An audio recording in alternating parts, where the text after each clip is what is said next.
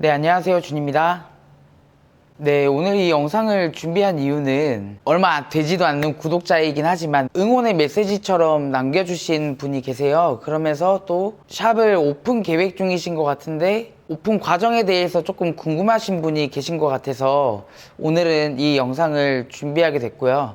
오늘 할 얘기는 그래서 오픈 과정에 대해서 한번 다뤄보도록 하겠습니다.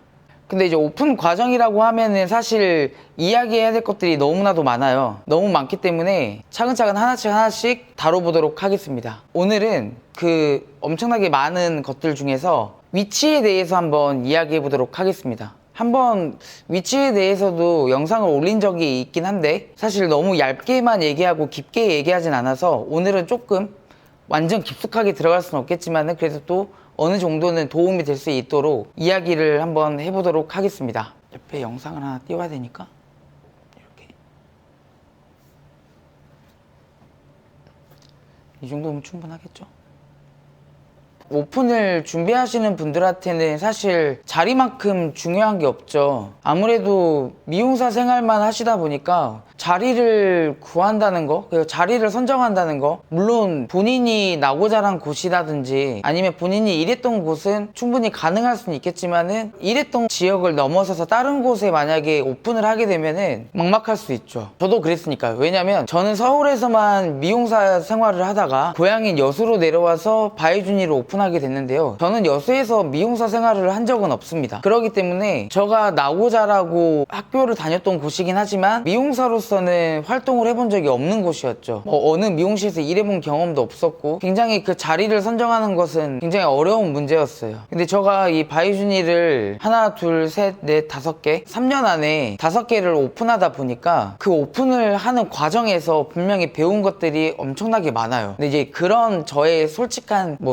심정이라기보다는 제가 오픈을 하면서 배운 것들 그리고 느낀 것들을 얘기를 해보도록 하겠습니다. 그리고 그러면서 알게 된 것들 그런 걸 요약해서 말씀을 드려볼게요. 이제 오픈을 한다 그럼 자리를 선정한다. 거기서 자리를 선정한다라는 것 중에 가장 중요한 건 뭐죠? 당연히 월세겠죠. 월세가 왜 중요하냐, 내가 이 매장을 운영할 때 가장 조심해야 될 거는 고정 지출이에요. 적으세요. 고정 지출. 고정 지출이 뭐예요? 내가 막 뭘 많이 했든 조금 했든 무조건 나가는 돈이라는 거죠. 고정 지출에는 뭐가 있을까요? 첫 번째 월세, 두 번째 관리비, 뭐 전기세, 수도세, 가스비, 그리고 세 번째 또 뭐가 있을까요? 부가세. 물론 부가세는 저희가 고객님들한테 머리를 커트를 해드린다든지 시술을 해드릴 때 10%는 당연히 저희가 갖는 게 아니고 나라에 내는 부가세죠. 그 말은 결국엔 저희가 내는 게 아니고 고객님이 내는 거죠. 근데 이 영업을 하다 보면은 왠지 내 돈 내는 것 같다는 생각이 좀 많이 들 때가 있습니다. 부가세도 고정 지출로 넣을게요. 그냥 세금으로 넣을게요. 일반 사업자다라고 하면은 1년에 총 5번, 부가세 2번에 확정 부가세 2번에 소득세 1번, 그러니까 총 5번을 내게 되죠. 그럼 이것도 고정 지출로 넣을 수 있겠죠. 그리고 마케팅 비용. 근데 마케팅 비용은 이제 오늘 다룰 위치마다 다른데 마케팅 비용도 요즘에는 마케팅을 하지 않는 매장은 없기 때문에 마케팅 비용도 고정 지출로 넣도록 하겠습니다. 그러면 첫 번째 월세, 두 번째 관리비, 세 번째 세금, 네 번째 마케팅 비용, 5번째 인건비. 또 하나 더 있네요. 재료세. 그러니까 저희가 뭐 파마를 하고 염색을 하려면 재료를 들여야 되잖아요. 그러면 그것도 당연히 원가는 나가게 되어 있으니까 그것도 고정 지출이죠. 근데 사실 그래요. 약품값은 매출이 만약에 낮으면 그만큼 낮게 나오고 높으면 높게 나오기 때문에 많이 낸다는 건 그만큼 장사가 잘 된다는 거겠죠. 제품값을 많이 내는 건 좋은 거죠. 근데 이제 다시 처음으로 돌아와서 이 첫 번째 월세. 이제 월세를 줄이는 방법. 당연히 저렴한 곳으로 가면 됩니다. 지랄하고 자빠졌네. 근데 문제는 이 위치랑 상관이 있다라는 거예요. 만약에 제가 이 말을 하기 전에 하나 사대질 하면 넌 나에게 모욕감을 줬어. 이 영상을 보시는 분에게 한 가지를 물어보고 싶어요. 본인은 관종이 될 자신이 있습니까? 무슨 얘기냐면 요리사랑 비유를 한번 해볼게요. 미용사로서 얘기하면은 공감을 잘 못할 수도 있으니까 다른 직업으로 한번 얘기를 해볼게요. 요리사다. 이 셰프는 음식을 잘한다라고 가정을 한번 해볼게요. 직원으로 잘 나가는 매장에서 오랫동안 근무했던 요리사였는데 오픈을 계획을 하고 있었던 거죠. 그래서 자리를 막 알아보러 다녔어요. 근데 나는 요리를 잘하니까 내가 월세가 조금 저렴한 곳, 사람들이 많이 다니지 않는 곳에 매장을 오픈해도 분명히 나는 잘 할 거야, 잘 될 거야, 내가 하는 매장은 분명히 잘 될 거야, 약간 이런 생각을 가질 수 있잖아요. 이분은 음식만 잘하지 자기를 PR하거나 인스타그램을 한다든지 페이스북을 한다든지 블로그를 한다든지 경험이 없던 분이었다고 가정을 해볼게요. 그러면 물론 그분이 매장을 오픈해서 한 분 한 분 오실 때마다 정말 최상의 음식을 해드리고 엄청 신선한 재료를 사용하고 이래서 입소문을 통해서 자리를 잡는다라고 하는 건 결국에는 시간 싸움이거든요. 아무리 음식을 잘해도 많은 고객을 확보하기 위해선 분명히 시간은 필요하죠. 그런데 이 요리사가 멘탈이 약한 요리사라면 그 시기를 못 버틸 수도 있는 거예요. 무슨 얘기냐면 내가 예전에 직원이었을 땐 음식만 잘해도 내가 지금 굉장히 잘하는구나 라고 생각을 했을진 모르겠지만 매장을 오픈한다는 건 음식을 잘하는 거는 기본이고 두 번째는 마케팅, 이 매장에 사람들을 어떻게 오게 할 것이냐 가 더 중요하게 되는 거죠. 당연히 사람이 있어야지 이 맛있는 음식을 고객님한테 맛보이게 할 수 있고 그리고 자리를 잡는 데 수월하게 되는 거겠죠. 월세가 저렴한 곳은 사람이 많이 다니지 않는다는 거고 이 매장을 자리 잡으려면 시간이 필요하다든지 내지는 마케팅이 필요하겠구나, 약간 이 생각을 하지 않고 막연하게 그냥 고정 지출을 줄이기 위해서 저렴한 곳, 사람이 많이 다니지 않는 곳에 오픈을 해버리면 생각 없이 그냥 내가 하면 잘 될 거야 라는 생각으로, 그러면 망할 확률이 굉장히 높아지죠. 물론 다 장단점이 있지만 우선 이런 경우, 그리고 또 두 번째, 월세가 비싼 곳을 또 얘기해 볼게요. 나는 음식을 잘해, 실력도 좋아, 근데 마케팅을 어떻게 할지는 잘 몰라. 이런 상황에서는 어쩌면은 월세를 조금 비싼 곳을 들어가서 내가 굳이 마케팅을 하지 않아도 사람들이 막 지나다니면서 계속 볼 거 아니에요. 유동 인구수가 많으면. 그런 곳을 오픈하면 정말 실력만 좋다면 금방 입소문이 빠르게 퍼져나가겠죠. 그 대신에 안 좋은 점이라고 하면은 여기 고정 지출이 굉장히 높아지겠죠. 월세가 비싼 곳은 막 몇 천만 원 한 곳도 있고 그러니까. 그래서 첫 번째로 정해야 되는 건 이 비싸고 싸고를 정하지 말고 내가 과연 관종이 될 수 있는가를 첫 번째로 생각하셨으면 좋겠습니다. 이어서 계속 얘기를 하자면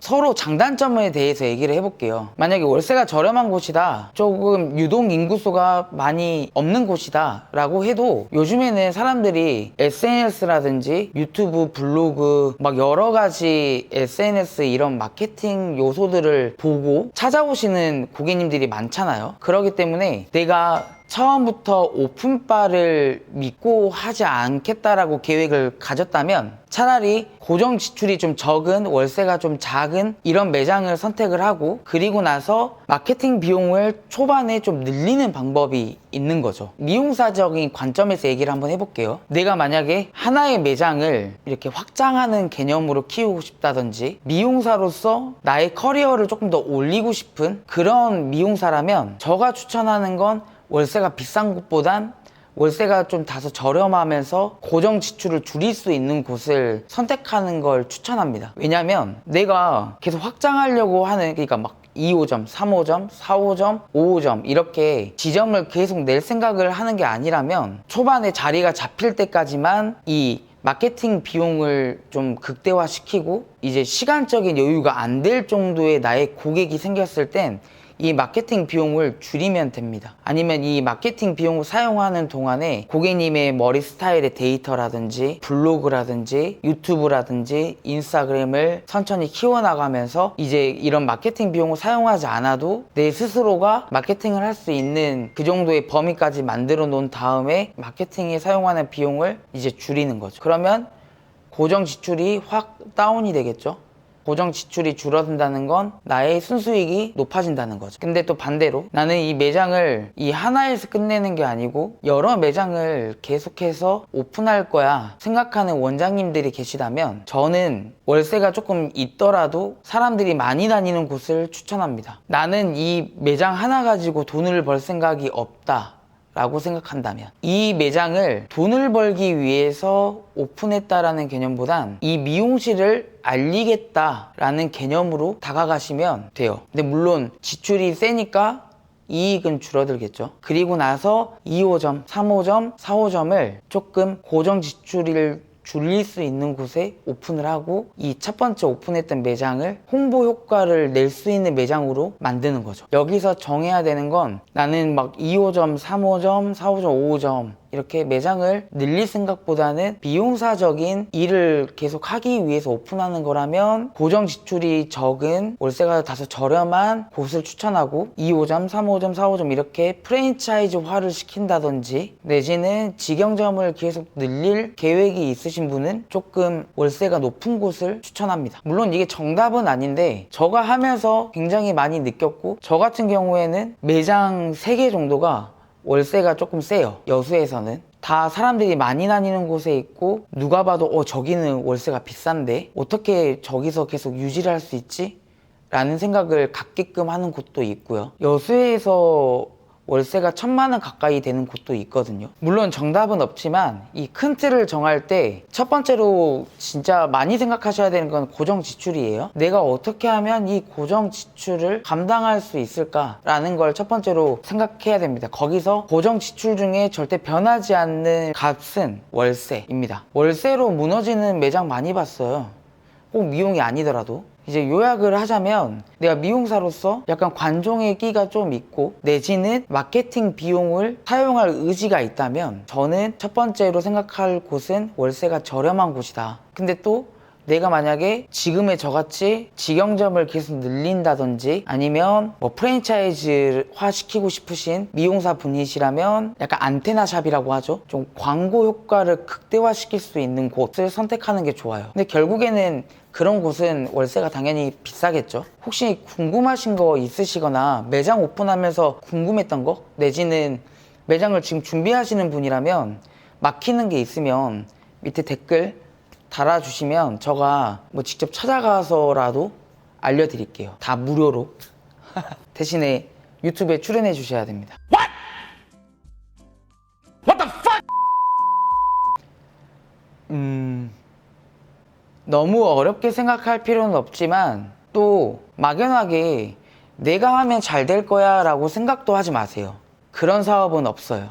철두철미하게 준비한 사람만이 리스크를 줄이면서 수익을 극대화시킬 수 있습니다.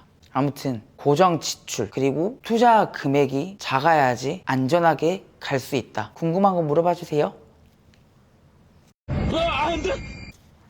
그리고 제가 이 영상을 아까도 얘기했지만 이 영상을 준비한 이유는 저한테 물어봐 주셨어요. 그리고 과정도 궁금하다고 말씀해 주신 분이 계신데 너무 감사해요. 이런 댓글은 사실 처음이거든요. 제가 유튜브를 처음 시작할 때 제가 올리는 영상이 한 명한테라도 도움이 된다면 너무 기분이 좋을 것 같다라는 얘기를 한 적이 있어요. 근데 오늘 그런 것 같아서 너무 기분이 좋아요. 오늘 그 댓글 보고 바로 영상 찍은 거거든요. 그리고 바로 편집하고 오늘 올릴 거예요.